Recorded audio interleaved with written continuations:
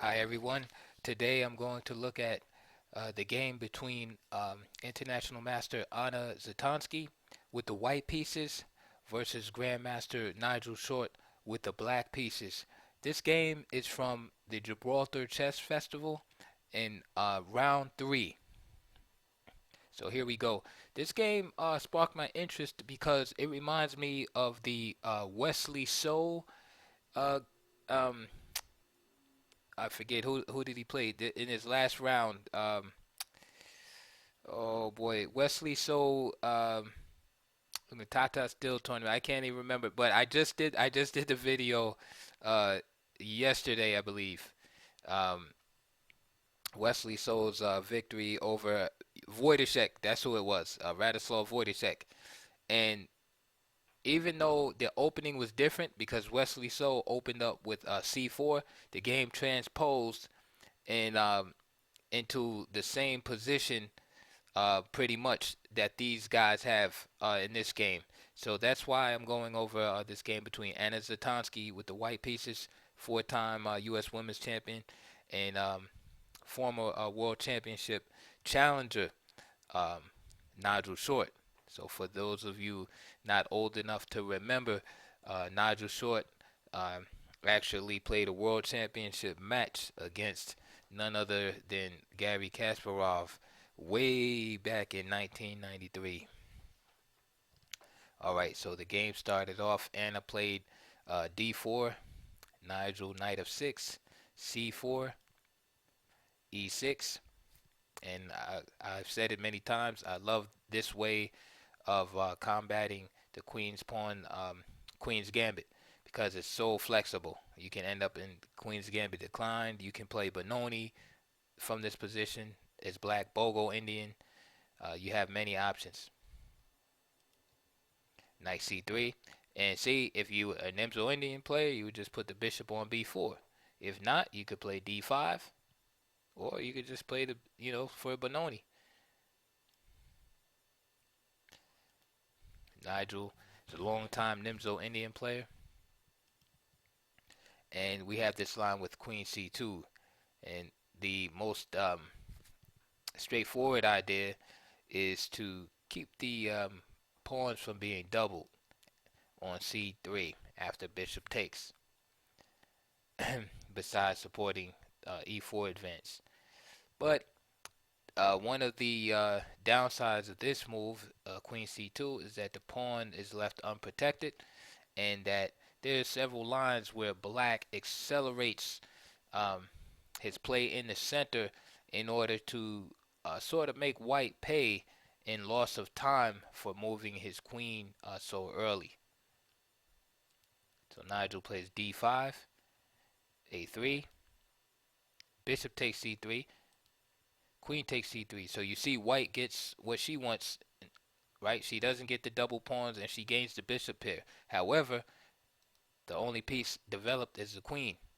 So what black has in compensation is that he's going to try to exploit this early presence of the queen out in the open and gain time. So black wants to try to immediately open up the position and try to gain initiative. If white is allowed to just consolidate simply, then white will just have a space advantage and just have gained the bishop pair for nothing. So black is going to try to make white pay for this early queen excursion. c5, d takes c5, and d4.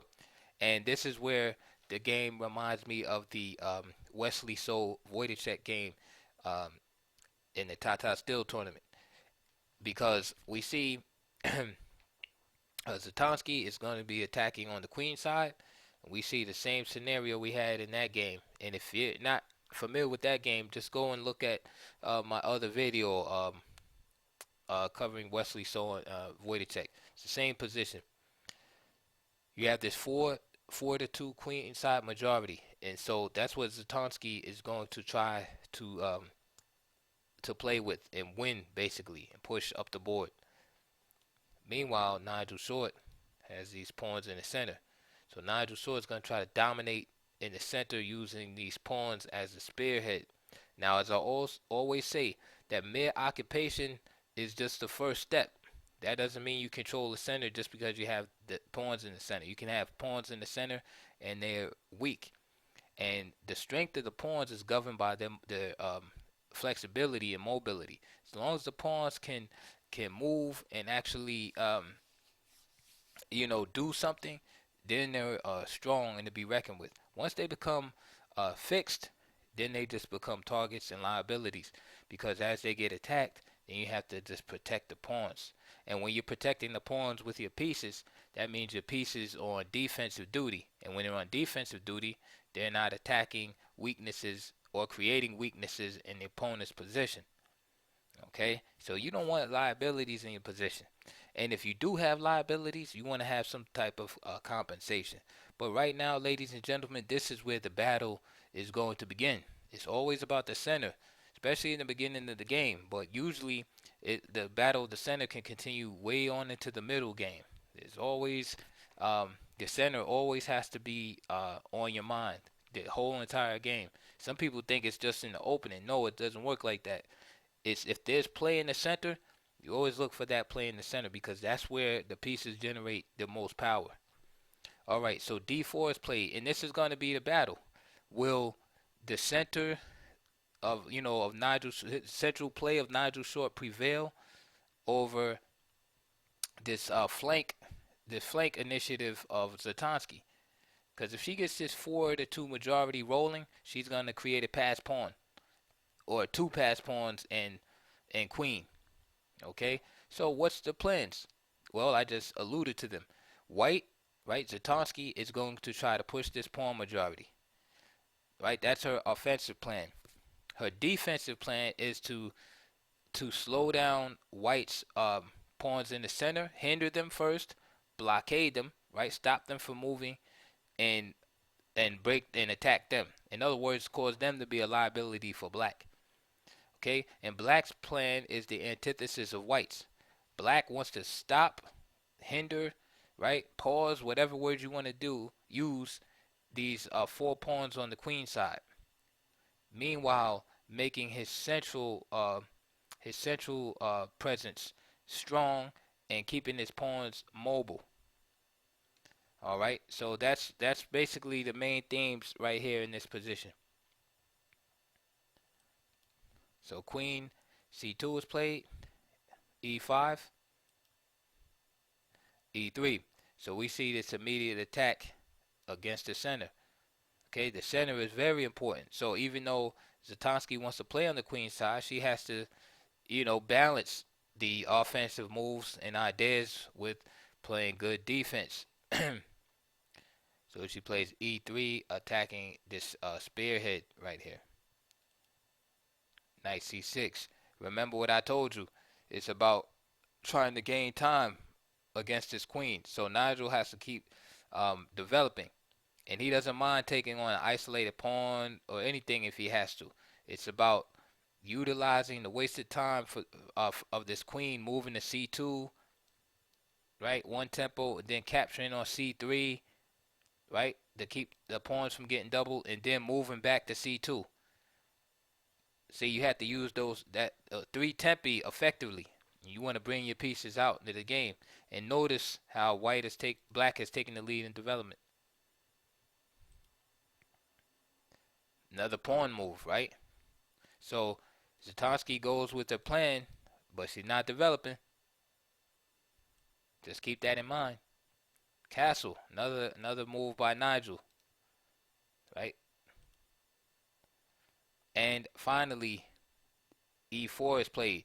Now, hopefully you're looking at that move in a suspicious manner, because didn't Zatonskih just play e3 a couple of moves ago, and then now plays e4, so that's another wasted tempo. And now the idea is to demobilize these pawns, or blockade these pawns, if you will. And by keeping the position blocked, Zatonskih is hoping and praying for the opportunity to be able to catch up in development while the position is relatively closed, right? So the waste of time wouldn't be so costly, right? Because if the position's closed and the she has time to get her pieces out, say bishop d3, bishop b2, knight f3, or bishop d3, bishop b2, knight f3, and castle.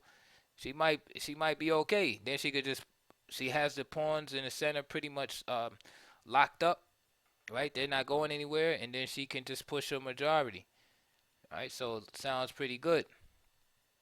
But, and I say but, black has moves too. So remember, just keep the two plans in mind, right? Black needs his central pawns to move, and he needs to exploit the time loss of the queen. If he can't exploit that, then that advantage goes away. Time gaining tempo is a fleeting advantage. If you don't jump on that, then the opponent will just simply catch up in development or whatever. Let's keep going. A5. You see the pressure that Nigel puts on. See, now this pawn is being threatened, right? With capture right here. And also, the rook is not protected. So, let's imagine if black can move again, he would just play A takes B4, and then white could not recapture because the rook on A1 would be on prise. So now, Zatonskih has to take time to deal with this threat. Okay? So obviously, Nigel has already considered the advance B5. Okay? At this point, Zatonskih was already in serious time difficulties. Just right out of the opening, pretty much. Because I'm observing the clocks right now. At this point, the time was equal. Each player had about an hour and 40 minutes left. After Nigel played C5, Zatonskih took about 30 minutes. About 22 minutes to play this move. So the comfort level is very low. So she's obviously not feeling comfortable in the position at this point. Nigel was still moving pretty quickly. So let's get back to our position.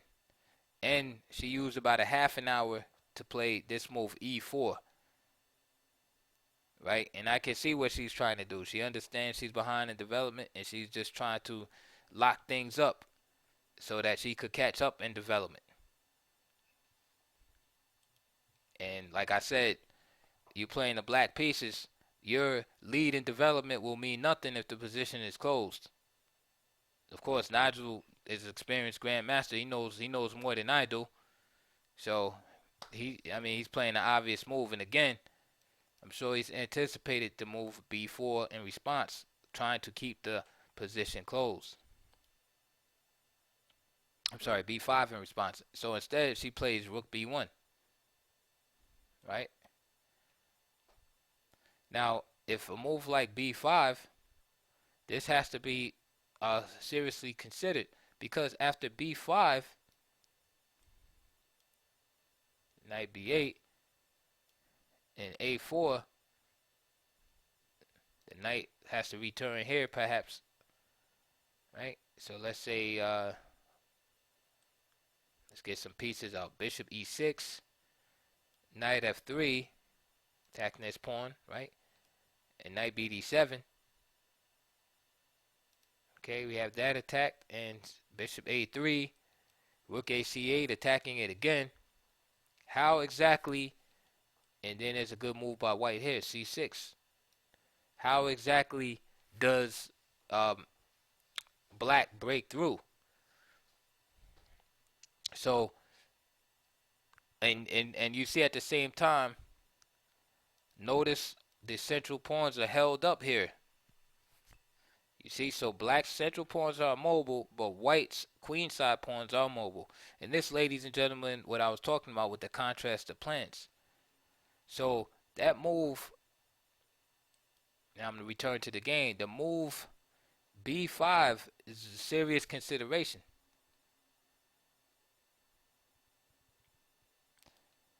Zatonskih played rook b1. Now this gives Nigel Short the opportunity to open up the position right here while he's ahead in development. And that's what he does. Now he had the rook file open. So if you're white, I think you would prefer the position that I showed you earlier, right? Where she keeps the position closed a little longer with b5 and then plays a4, because that gives white more time to catch up in development. You don't want the position really opening up when you have just the queen and rook developed and the king is just in the middle like that. You have to play very accurately at this point, not to get in any trouble if you're white. So a takes b4 was played, and then Nigel played knight h5. This move has a couple of purposes. Again, I already told you about the importance of the mobility of the pawns. So this pawn has to be destroyed, right? This has to be challenged. Also, the lines for the queen coming in, right? Open. This knight can end up here. This pawn could be brought to f5. Okay, so Nigel wants to open up the position and start a fight while his pieces are hovering about the board. Right? Before white can get his pieces out, Nigel's ready to fight here. Bishop d3. Right? Again, she's trying to catch up in development. So she plays the bishop to d3. Also puts the brakes on f5.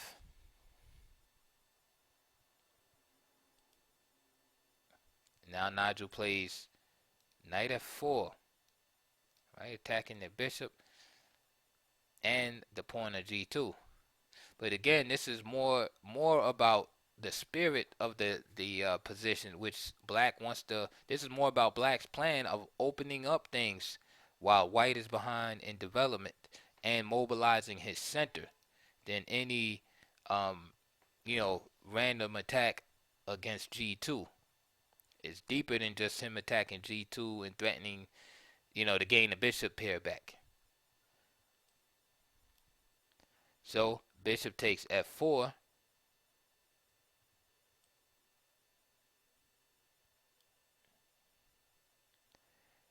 E takes f4.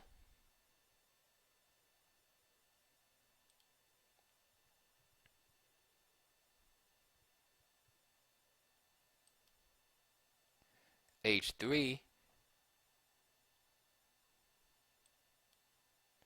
Rook a3. Now we see the penalty for opening up that a file, right? It just created, an opportunity for black's rook to enter, in an attacking position, and that's why I think that move b5 was important.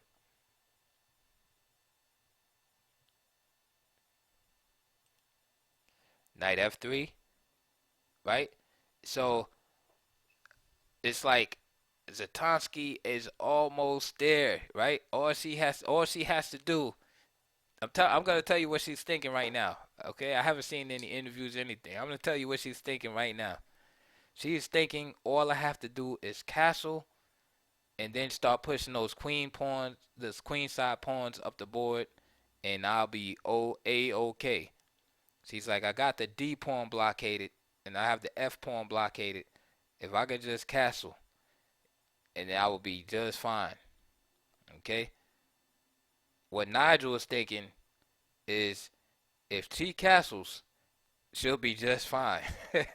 He say, I can't let her castle. So check out what happens. Knight takes b4. Remember the general plan of the position that I told you in the beginning. White wanted to advance those pawns on the queen side successfully, meanwhile stopping black's pawns and attacking them.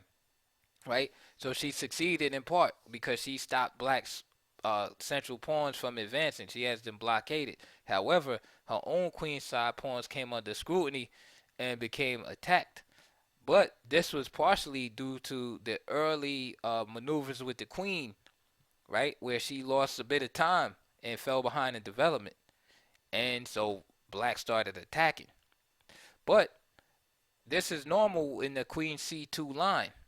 Um, the mistake that I feel that she made is by allowing Nigel to open up the game when she played 12 rook b1 and allowed Nigel to play a takes b4. If she plays b5, he cannot open up the game, and she has the extra time needed to consolidate. Okay, so moving on. So Nigel plays knight takes b4. This is all based on the king being exposed. Check it out. So rook takes, okay, and now queen takes. Excuse me, now queen goes to a5, and notice the pin right here. Okay, this is how important just one tempo is in the game. So now the rook is pinned, right? Big deal, right? So now the queen, right, stands in on behalf of the rook, but the queen now is overworked. The queen is protecting the rook and the bishop, and now some basic tactics take place. Rook takes d3, queen takes d3, and now the rook is once again no longer protected because the queen cannot protect both pieces at once. Queen takes b4 check.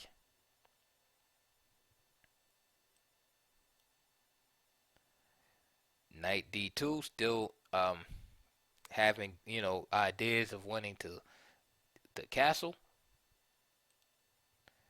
Rook d8, just protecting and solidifying this pawn, and also hoping to advance it one day. Remember, black's plan is still to advance the central pawns. King e2. Now, you might be asking, well, why not just castle here?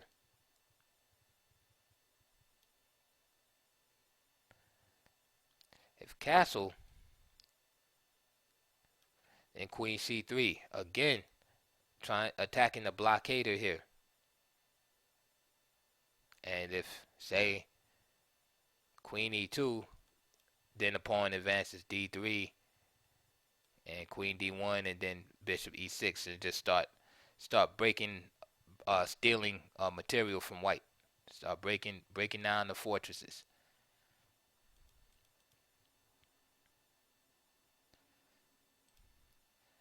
The other alternative, queen takes c3, same effect, moving the blockader. Knight b1, c2, knight a3,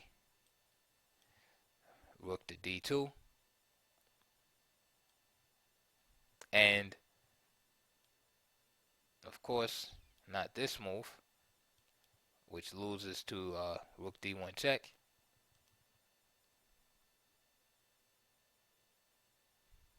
So it's hard for white right now. He can't really move his king away because of the same move, rook d1. And let's see if he tried like a no move right here, then bishop f5 followed by rook d1. So that pawn becomes a monster in that situation. Those are just a few sample lines to show you. Again, another no move. Then you just play a move like bishop e6, and white is just kind of stuck, for moves, for good moves here. So Zatonskih decides to keep the blockade against this pawn here.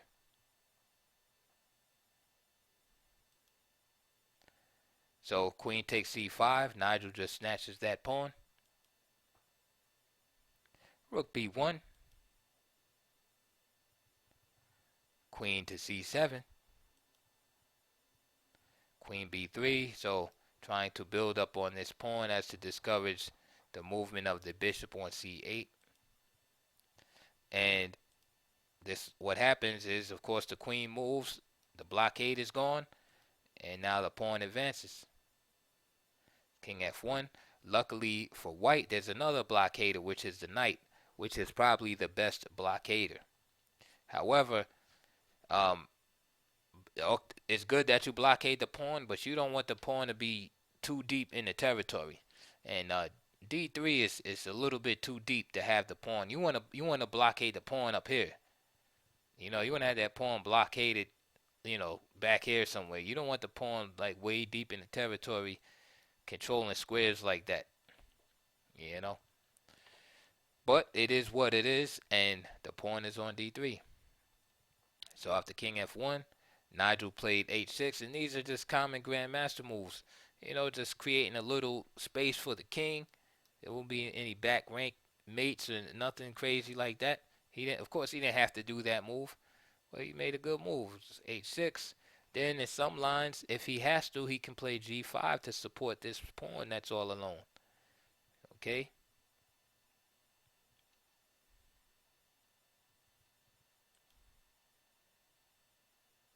Okay, so queen b6. Nigel rejects the trade of queens and just puts some pressure on this pawn right here.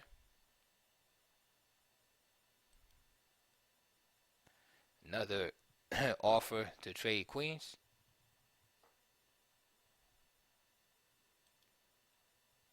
Another rejection.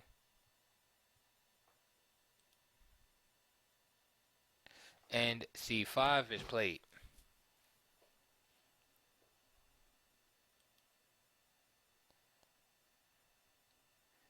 Nigel goes back to queen e7.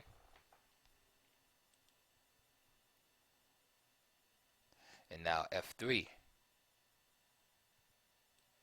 Now this is one of those positions where black is better, right?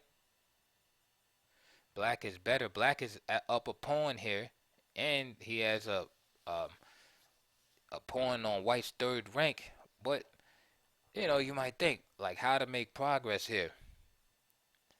It's just like one of those positions where it's better, but okay, now what? So Nigel shows us the way. Gets his last piece out, bishop e6, and he is not worried about this pawn. Because now, if queen takes b7, you maintain the material equality with queen takes c5. And then you have ideas of coming in here and penetrating the position. The dark squares around the white king are really weak. So for instance, if he tried to trade off with queen b6, Nigel could play a move like this. Still keeping an eye on his rook back there, but also after, say, moving the rook to safety, say after, for instance, a move like that, queen c7, that and that, he could still have ideas of trying to get, infiltrate into the position.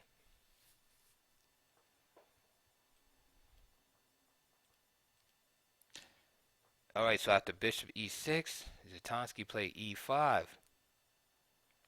Okay. Now she's pushing these pawns up, but I don't see the strength. It's like she's pushing them toward their doom. It's not like they're improving as she's pushing them, because sometimes when you push the pawns further up, they become harder to defend.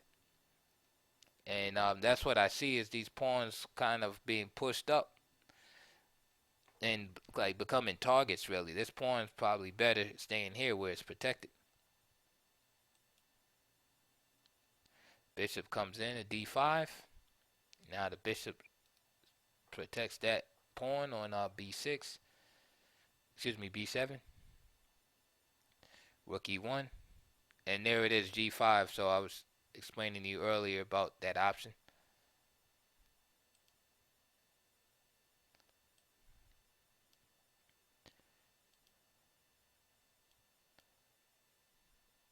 And you see what I'm talking about? how she advanced the pawns, but they're not really going anywhere. See, now they're just targets. Like you don't want to advance your pawns and for them just to get bogged down later on. So you have to be very careful when considering the advance of the pawns. Like what's why am I advancing them and what's going to be their future state and what am I going to do if they do get stopped? Because if your pawns get stopped, then that means you're going to be in for a long-term defensive duty. And the same thing happened with Nigel's pawn. You see how it's on D3 and it's blockaded? The pawn's been there for a long time. That's what happens when you advance your pawns and they get stopped. You know? So here, Zatonskih's in the same situation now where she has to defend these pawns.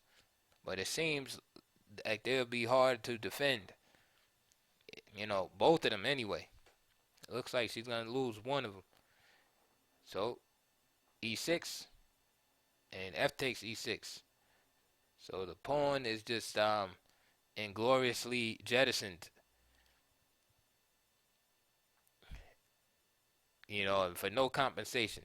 So like I said, that pawn should have just stayed right there instead of, doing that. So H4, E5, and again, remember that general plan in the beginning to mobilize the pawn center? So now with that sacrifice, if you want to call it that, of the pawn, this mobilizes or remobilizes Nigel Short's center. Not only with the idea of pushing the pawn to E4, but because that really can't happen right now because you still have the knight and rook and queen on E4, but it creates an opportunity, get rid of the graphic, creates an opportunity for the rook to come here, right? And once the rook comes here, it drives the queen away, and then you have rook on E4, bishop on E4, and queen on E4, and then guess what? You can push the pawn to E4, and that's how that works. Take over the center.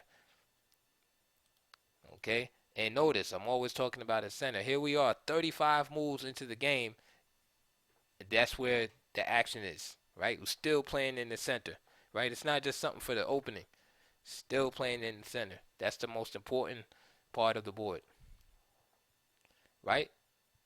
So she tries to stop. She tries to stop this by coming here. The idea is she knows that rook E4 is gonna happen, but she figures, hey, I'll play that in response. Okay, Nigel's experienced, he sees, so he just moves the king up. Okay, now what? The threat is still on. H5, renewing the threat. And asking the same question, now what? And now she just goes back.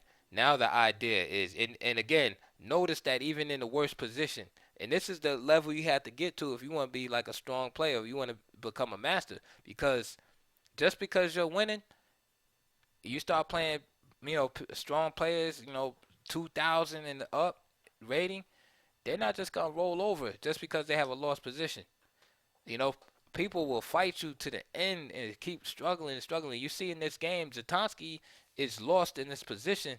However, she just keeps battling on. If rook D4, she's going to trade queens and continue to try to fight. That's her idea. In this position, this pawn can be captured. And Nigel just takes the pawn. And then he has some mean ideas of coming down here, and like I said, these dark squares are real suspect. Still fighting, you see, with the idea of rook takes, and then having some kind of opposition against the king, right? Not giving up. And Nigel goes back to queen. He plays a defensive move here, queen e8. He just he's winning. And sometimes if you're winning, you might see a clear line where he's figuring out just consolidate now. But here, he could actually play queen h1 check. Okay, then after king f2, queen h4, king f1, and then use these pawns as a battering ram on the king side. G4, and let's say for example, she goes on with this threat. Rook takes E5.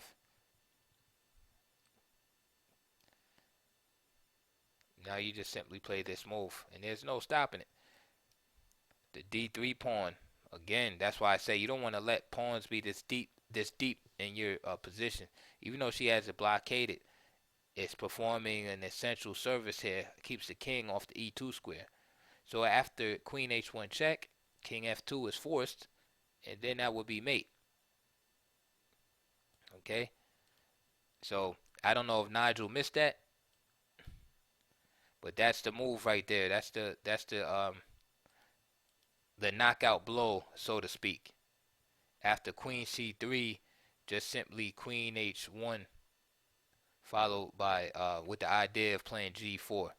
Queen H1, King F2, Queen H4 check, King F1, G4 is the idea. But Nigel played Queen E8. Again, still fighting. Now we got 3 pieces against E4. Excuse me, E5. He just grabs that up. Rook takes C5. And notice the knight can't move. Excuse me. Knight can't move due to the opposition. Queen B2. So now the threat is renewed. And there's some little traps here. Notice the knight is left on prise. Would you take it? Nigel didn't take it. Okay, what would happen? Rook takes C4. Rook takes E5. Now, white is still winning. Excuse me, black is still winning here, but why, allow all of this counterplay? Right? That's the subject for another video. Okay, you don't wanna allow counterplay. And Nigel just played King F6. Knight is still threatened. Knight goes back to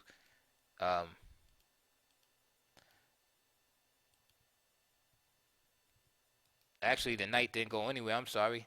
I was going to say the knight goes back to blockade duty because that's like the only safe move. But instead, Zatonskih just resigned. They had made the time control. This is move 41. So perhaps there was like a brief time scramble. And but Nigel Short was never really in time trouble.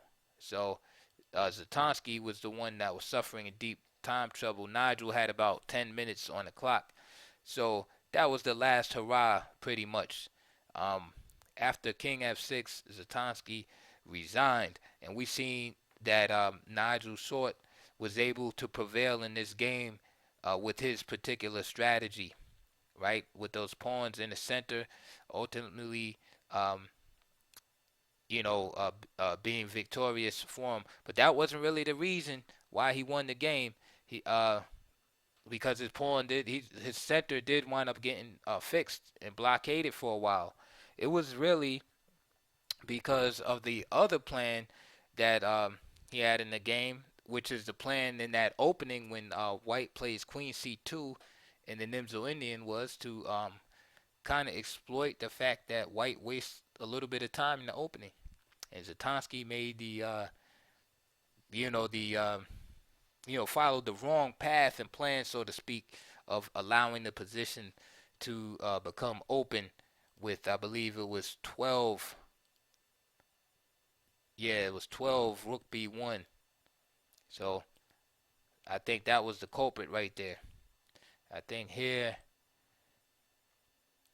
B4 might have been more of a stern test, keeping the position closed. And then say after knight E7, A4,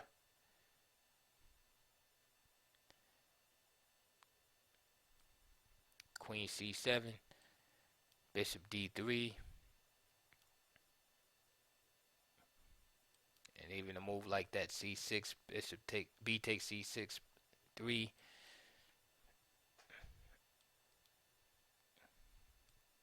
And I just want to show you this sample position.